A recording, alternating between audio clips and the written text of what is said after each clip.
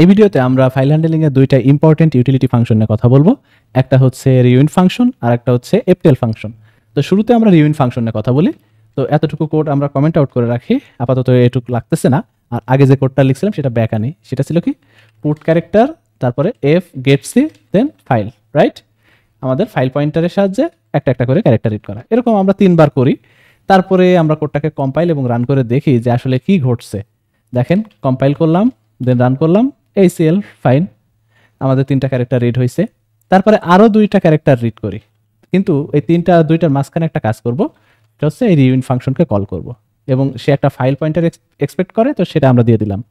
তাহলে 3টা character read হয়েছে, তারপর রিউইন্ড কিছু একটা করছে, তারপর আবার 2টা ক্যারেক্টার রিড হয়েছে, তাই না? তো কোডটাকে কম্পাইল রান করলে বুঝবেন যে মাঝখানে কি ঘটছে।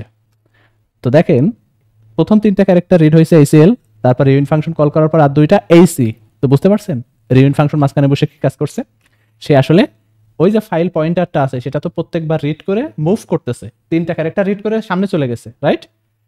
তারপরে কিন্তু আবারও শুরুতে ব্যাক আসছে এই রিউইন্ড ফাংশনের জন্য।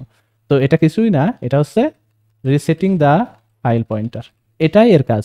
তো আমরা ফাইলের মাঝখানে যেখানেই থাকি না কেন, ঠিক আছে, যেখানেই আমরা কন্টেন্ট রিড করি, আমাদের যদি প্রথমে যাওয়ার দরকার হয়, জাস্ট রিউইন্ড ফাংশনকে কল করে দিব, ওখান থেকে জাম্প করে ফাইল পয়েন্টারটা আবার শুরুতে সেট হয়ে যাবে। এটাই হচ্ছে রিউইন্ড ফাংশনের কাজ। তো আশা করি বুঝছেন। এখন এতটুকু কোডকে আমরা কমেন্ট আউট করে দিলাম, তাহলে আমাদের কিন্তু কোনো কোড নাই ফাইল ওপেন হওয়ার পরে, সাকসেসফুল হওয়ার পরে। এখন এফটেল ফাংশনের কথা বলতেছিলাম, সেটা দেখব। এফটেল ফাংশন কি করে আমি তাও বলতেছি না, এটা পরবর্তীতে বলবো বা কোড কম্পাইল করার পর আপনারা নিজেরাই বুঝতে পারবেন। জাস্ট আমাদের ফাইল পয়েন্টারটা দিয়ে দিলাম।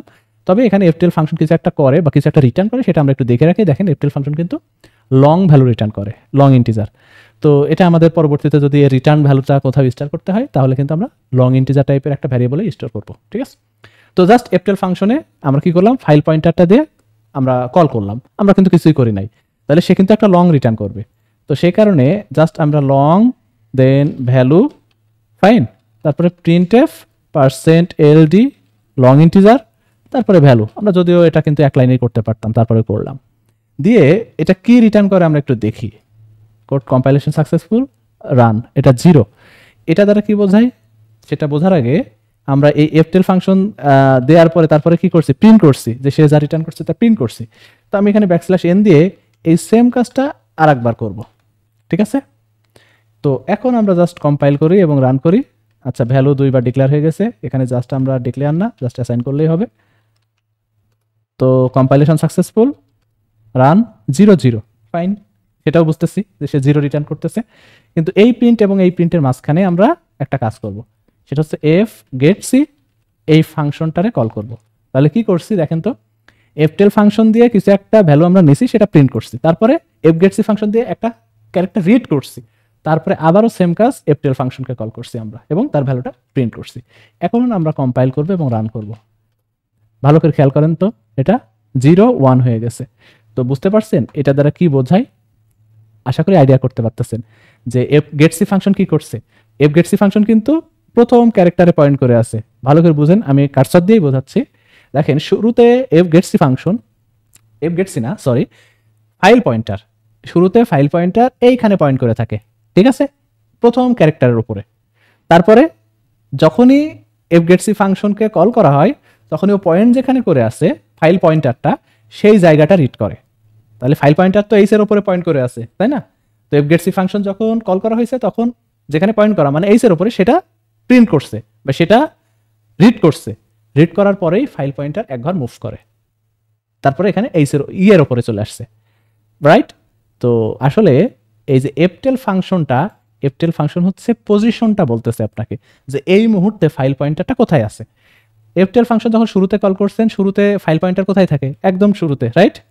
আর শুরু মানে 0, ঠিক আছে, প্রথম ক্যারেক্টার মানে 0তম পজিশন, মানে 0তম ইন্ডেক্সিং আপনি বলতে পারেন, যেমনটা অ্যারেতে ঘটে। তাহলে এটা কিন্তু 0 রিটার্ন করছে। তারপরে এফ গেট সি কি করছে, একটা রিড করার পরে, 0তম রিড করার পরে কিন্তু 1 এ সেট হয়ে আছে, রাইট?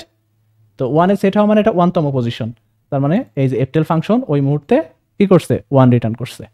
তারপরে আপনি যদি আবারও এফ গেট সি ফাংশনকে কল করেন ওই ফাইল পয়েন্টারটা দিয়ে, তাহলে কি হবে, এই যে 1টা রিড হবে ওইখানে, সেটা আমরা কোথাও স্টোর করতেছি না, সেটা নট নেসেসারি। 1টা স্টোর হবে বা 1টা রিড হবে, রিড হওয়ার পরে ফাইল পয়েন্টার কোথায় চলে যাবে, এই 2 তে চলে যাবে, এই এল এর উপর চলে যাবে, রাইট? তো বুঝতেই পারছেন। এখন যদি আমরা এই সেম কাজটা করি তাহলে কি আসবে? আমরা বুঝতেই পারছি এটা 2 আসবে। দেখেন 0 1 2। তাহলে এটা কিছুই না, এফটেল ফাংশন ফাইল পয়েন্টারটা এখন কোথায় আছে সেটা আপনাকে রিটার্ন করে, আর রিউইন্ড ফাংশন ফাইল পয়েন্টারটাকে একদম 0-তে সেট করে দেয়, রাইট? 0তম পজিশনে। আর এফগেটসি ফাংশন তো প্রত্যেকটা ক্যারেক্টার রিড করে, মানে ফাইল পয়েন্টার যেখানে পয়েন্ট করে আছে যে পজিশনটাতে, এবং সেই পজিশনটা রিড করার পর এক ঘর মুভ করে একটা পজিশন, রাইট? আমরা যেহেতু এফটেল ফাংশন শিখে ফেলছি, এখন আমরা একটা কাজ করি, এই এফটেল ফাংশনটা লুপের ভেতরে ব্যবহার করি। লুপের ভেতরে ব্যবহার করলে কি হবে? আমরা প্রত্যেকটা ক্যারেক্টারের পজিশনগুলো পেয়ে যাব। তো উপরে যে লুপটা লিখে রাখছিলাম সেটা আনকমেন্ট করে নেবেন, নেওয়ার পরে এই লাইনটা বাদ দিবেন। এখন আমরা দুইটা জিনিস একসাথে প্রিন্ট করব, সেটা হচ্ছে প্রিন্টএফ %ld, আমরা এটাকে পজিশন বলতেছি, ঠিক আছে? তারপরে সেই পজিশন ইকুয়াল টু আবারও %c এবং \n দিয়ে দিলাম। আমরা এগুলা প্রত্যেক লাইনে আলাদা আলাদা হোক। এখন আমরা কি করতে চাচ্ছি ভালো করে বুঝেন। আমরা তো একটা ক্যারেক্টার করে প্রত্যেকবার রিড করতেছি এন্ড অফ ফাইল পর্যন্ত, তাই না? -1 এর আগ পর্যন্ত টোটাল ফাইল কন্টেন্টটা আমরা রিড করব একটা একটা করে ক্যারেক্টার। তো প্রথমে আমরা পজিশনটা প্রিন্ট করতেছি, এবং পজিশনটা কিভাবে পাবো? পজিশন হচ্ছে এফটেল ফাংশনের সাহায্যে আমরা জাস্ট ফাইল পয়েন্টারটা দিয়ে দিলেই কিন্তু পজিশনটা পাবো, রাইট?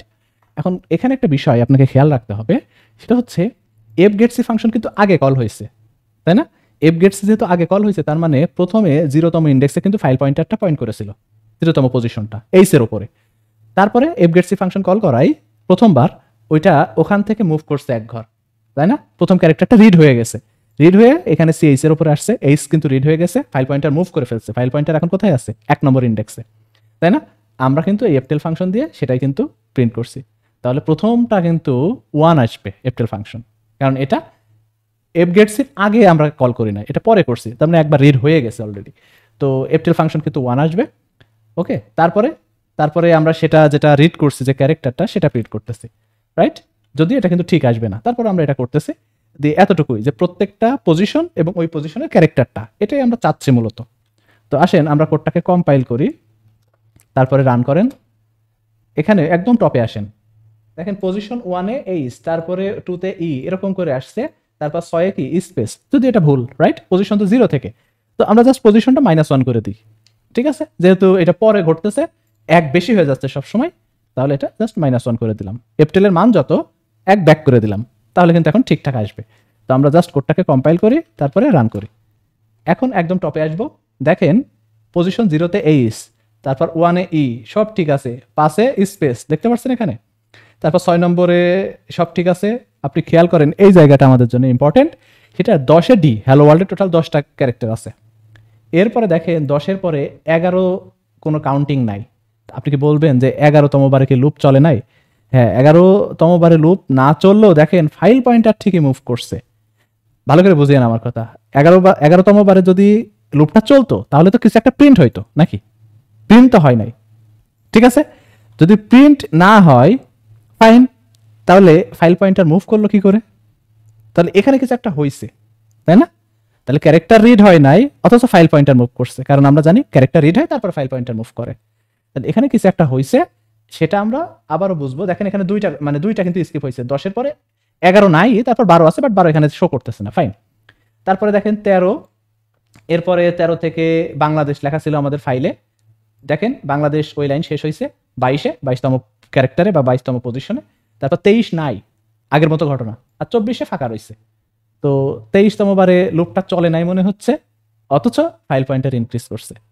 লুপটা তার মানে চলছে, আসলেই চলছে, কিন্তু সেটা এখানে শো করতেছে না, চলছে অথচ প্রিন্ট হয় নাই এখানে।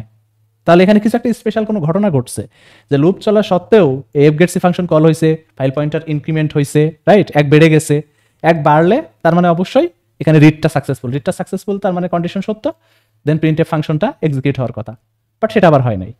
তো এখানে একটা কন্ট্রাডিকশন তৈরি হচ্ছে, ফাইন, সেই কন্ট্রাডিকশন আমরা ব্যাখ্যা করব।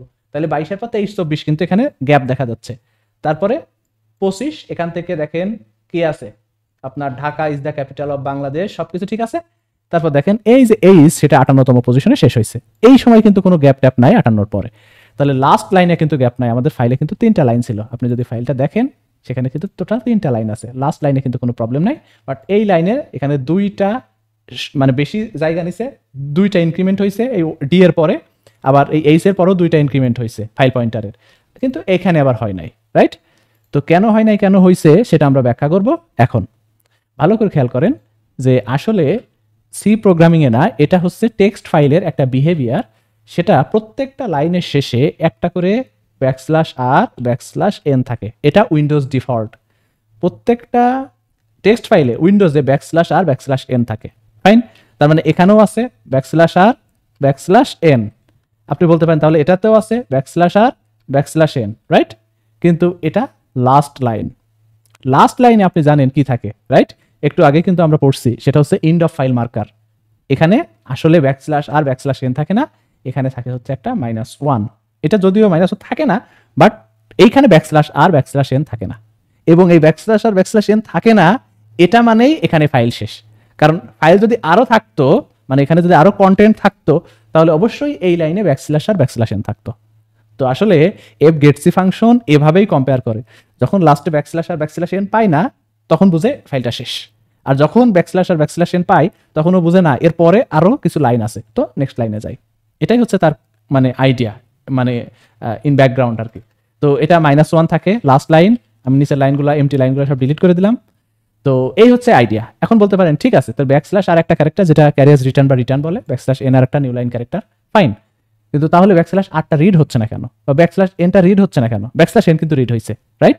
আপনি দেখতেই পারছেন যে এইখানে এই যে 11তমটা নাই, কিন্তু 12তমটা কিন্তু আছে \n। তো এটার কাহিনী হচ্ছে যে এইটা যখন সি প্রোগ্রামিং দিয়ে রিড করা হয়, ঠিক আছে, এটা প্রোগ্রামিং এর বিহেভিয়ার, সি প্রোগ্রামিং এর বিহেভিয়ার, এটা কিন্তু উইন্ডোজের বিহেভিয়ার না। উইন্ডোজের বিহেভিয়ার হচ্ছে \r\n থাকবে প্রত্যেকটা লাইনের লাস্টে, লাস্ট লাইন বাদে, সেটাই এন্ড অফ ফাইল থাকবে, বা ওখানে থাকবে না কোনো কিছু। প্রোগ্রামিং এর বিহেভিয়ার হচ্ছে প্রত্যেকটা লাইন রিড করবে, কিন্তু রিড করার সময় লাস্টের \r\n কে স্কুইজ করে ছোট করে শুধুমাত্র \n এ ট্রান্সলেট করবে। \r ওরা রিড করে না সি প্রোগ্রামিং এ। এটা হচ্ছে প্রোগ্রামিং এর বিহেভিয়ার। তো \r ওইটা ও রিড করতেছে, \n ও রিড করতেছে, রাইট? দুইটাই রিড করে আপনার একটা বানায় ফেলতেছে। তো এটাই আসলে এখানে শো করতেছে যে 10-এ d, 11-তে কিছু একটা আছে, ঠিক আছে, সেটা \r ক্যারেজ রিটার্ন, তারপরে \n সেটা 12-তে আছে। এরকম করে আপনার কোথায় এই যে বাংলাদেশ এটা 22, তারপর 23-এ \r আছে, \n সেটা 24-এ, তারপরে এখানে কোনোটা নাই, কারণ এখানে এই লাইনটা শেষ। আপনি বলতে পারেন এখানে আনেন তো, কোনো সমস্যা নাই, আপনি এখানে জাস্ট একটা এমটি লাইন দিয়ে দেন। এমটি লাইন দেওয়া মানে কি? এমটি লাইন দেওয়া মানে ওপরের লাইনে \r\n আছে, কারণ কি ওর পরে আরো লাইন আছে, রাইট? তো এখন আমি ওপরের এগুলা মুছে দিই, এগুলা দিলে আবার উল্টাপাল্টা আসবে রেজাল্ট। দেখেন এখন কিন্তু লাইন কিন্তু একটা মানে একটা এক্সট্রা আছে। আপনি যদি কোডকে কম্পাইল করেন, কোডকে রান করেন, তাহলে দেখবেন 58-তে এইচ আছে, তারপর দেখেন 59-60 আছে, রাইট? তো বুঝতেই পারছেন যে এখানে কিন্তু মানে শেষ না, এরপরও লাইন আছে, এটাই বোঝাচ্ছে। তো এটাই আইডিয়া। কিছু কিছু প্রোগ্রামিং ল্যাঙ্গুয়েজ যেমন পিএইচপিতে এটা মোটামুটি বাধ্যতামূলক, আমার মনে হয় মোটামুটি না বাধ্যতামূলকই, যে পিএইচপি কোড লেখার পরে লাস্টে একটা এমটি লাইন দিতে হবে, ঠিক আছে? এটা মানে আপনি যদি না দেন তাহলে হবে না। তো এটা দ্বারা পিএইচপি হয়তো কনফিগার করে এভাবে যে প্রত্যেকটা লাইনের শেষে সে এনশিওর করে \r\n আছে। আপনি যখনই এখানে এমটি লাইন দিচ্ছেন না, তখন লাস্ট লাইনে কিন্তু \r\n নাই, ঠিক আছে? তো যখন আপনি দিচ্ছেন তার মানে প্রত্যেকটা লাইনের লাস্টে আছে, আর এই লাইন তো এমটি, এটাতে কোনো প্রবলেম নেই। তো এইভাবে সে এনশিওর করে যে প্রত্যেকটা লাইনে \r\n আছে।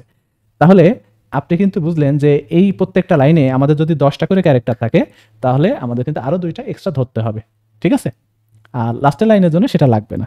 তো আমরা এই জিনিসটা মাথায় রাখলাম, এই জিনিসটা দিয়ে আমরা কিন্তু ভালো করে একটা কোড লিখবো, যেটা আমাদের জন্য খুবই হেল্পফুল হবে। তো আশা করি বুঝছেন।